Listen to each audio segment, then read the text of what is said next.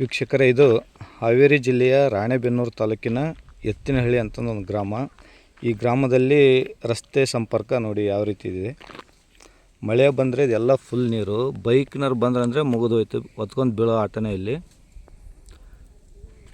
ನಿಜವಾಗ್ಲೂ ಎಷ್ಟೊಂದು ಪರಿಸ್ಥಿತಿ ಇಲ್ಲಿ ಹದಗೆಟ್ಟಿದೆ ಅಂತಂದರೆ, ಇಲ್ಲಿಯ ಸ್ಥಳೀಯ ಶಾಸಕರಾಗಲಿ ಇಂಥ ರಸ್ತೆಗಳ ಅಭಿವೃದ್ಧಿಗೆ ಯಾಕೆ ಗಮನ ಹರಿಸ್ತಿಲ್ಲ ಎಂಬುದು ಇಲ್ಲಿ ವಿಶೇಷವಾಗಿ ಎಲ್ಲರನ್ನು ಕಾಡ್ತಿರುವಂಥ ಪ್ರಶ್ನೆ ಇದು.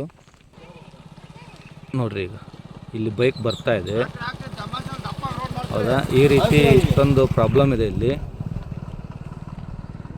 ನಿಜವಾಗ್ಲೂ ಇವರು ರಾಜಕಾರಣಿಗಳು ಮೊದಲು ಮೂಲಭೂತ ಸೌಲಭ್ಯ, ಮೂಲಭೂತ ಸೌಕರ್ಯಗಳು ಏನು ಬೇಕು ಅದನ್ನು ಮಾಡೋವಂಥ ಒಂದು ವ್ಯವಸ್ಥೆಯನ್ನು ಮಾಡಬೇಕು.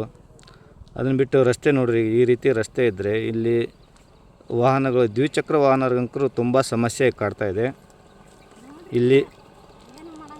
ಅಮ್ಮ, ನಿಮ್ದು ಯಾವ ಊರು? ಯತ್ನಾಳಿ ರೀ.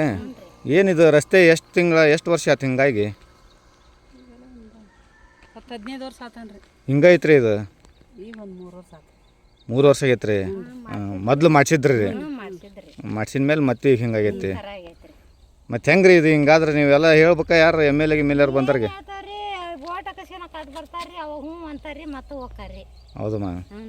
ಇದೇನು ರಸ್ತೆ ಆಗ್ಬೇಕಮ್ಮ ಈಗ ನಿಮ್ಗೆ? ಬೀಳ್ತಾರ ನಮ್ಮ ಇಲ್ಲಿ. ಆಯ್ತಾಯ್ತಮ್ಮ.